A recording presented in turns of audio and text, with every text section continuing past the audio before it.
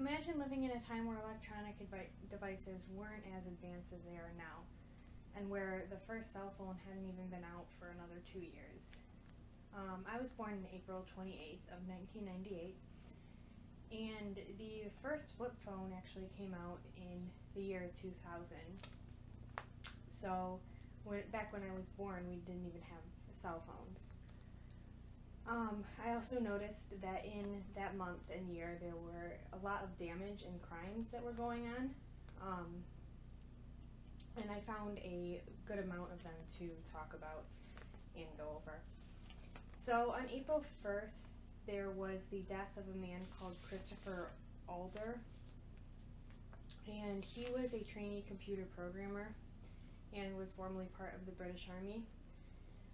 So this case became mainly about civil rights because he was assaulted leaving a nightclub, and then he was taken to Hull Royal Infirmary for all of his injuries.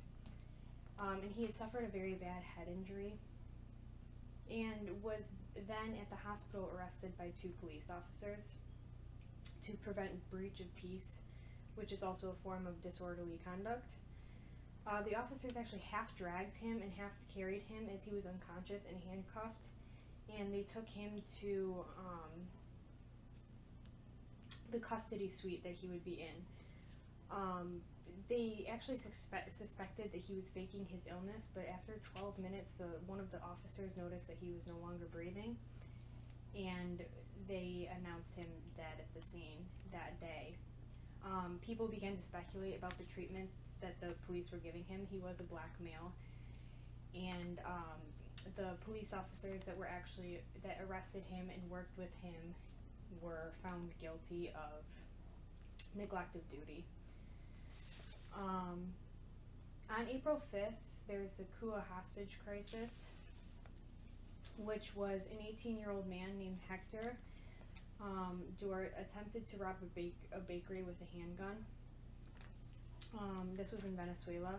His robbery went wrong, so he ran across the street after being shot in the arm by a police officer. He ran across the street to a residential area where he found a family, killed the 9-year-old boy and one other family member, and took the woman hostage.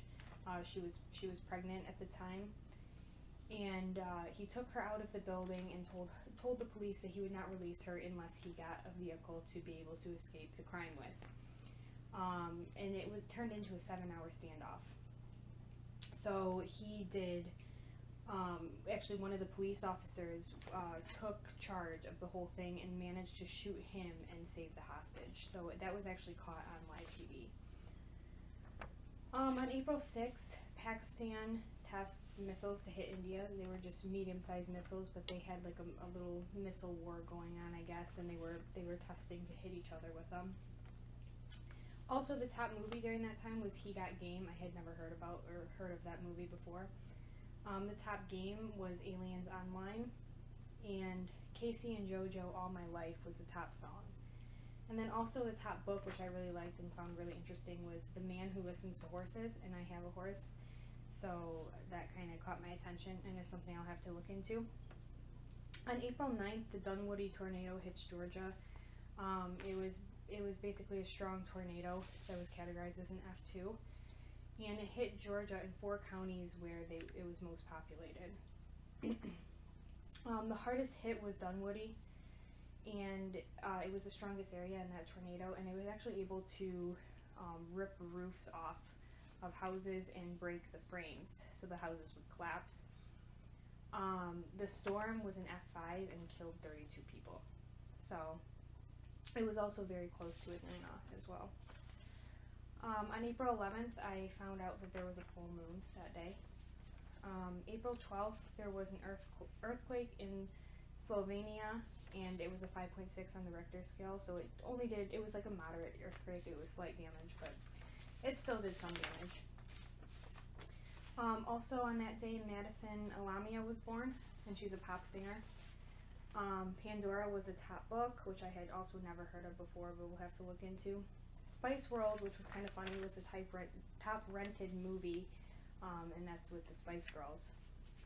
And then Push was the top TV series. And then on April 24th, there was the Parker Middle School dance shooting, and this was basically a 14-year-old kid. It took place in Pennsylvania at a banquet facility called Nick's Place, and they were having a middle school dance for 8th graders, and this 14-year-old kid had shot and killed a 48-year-old and then wounded another adult and 2 students. And the shooter was described as a normal person, but before the crime, people had said that he was a bit of a loner. And they also claimed that he said that he had become cold and unfriendly to other students.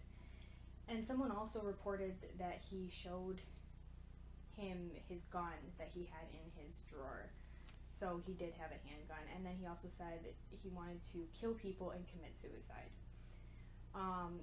So he was sentenced to 60 years of prison and had no record of mental health issues at all. On April 28th, Arlene Fraser vanished. She was a 33-year-old woman who was pregnant, and she vanished on my birthday, actually. And there's still no trace of her at all, but her husband was convicted of the murder. On April 30th, Daniel V. Jones commits suicide. So basically what he did, which was very, very crazy, he drove onto a busy highway, parked his truck, blew it up, and then committed suicide. And this was all available on live TV for people to watch. So that was just a very crazy event that had happened not too long, like 2 days after my birthday, because it happened on April 30th. So it was very interesting. But all these events were very, very interesting to me, and a lot of them were kind of sad, just seeing like all of the crimes that took place in the month I was born, and all the things I was unaware of, and that I probably would have still been unaware of had I not had to do this project.